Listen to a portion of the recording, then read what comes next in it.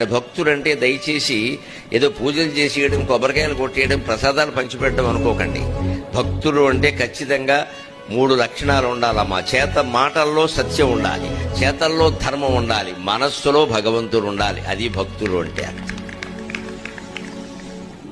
ఆ మనస్సులో భగవత్ స్మరణ ఎందుకంటే నువ్వెంత సత్యం మాట్లాడినా, నువ్వెంత ధర్మంగా ఉన్నా నీకు దైవ బలం లేకపోతే ఓడిపోతావు.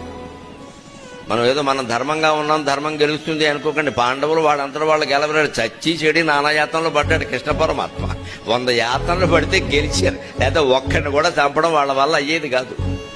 అంచనా సత్యం ధర్మం అన్ని పాండవుల్లో ఉన్నాయి. తెలియదేమిటి మనకి? ఉన్నాయి, అన్నీ ఉన్నాయి. వాళ్ళు చేసిన అన్యాయం ఉంది, వాళ్ళకి అన్యాయం జరిగింది. కానీ అయినా వాళ్ళు గెలవాలంటే వెనకాల భక్తి అవసరమైంది.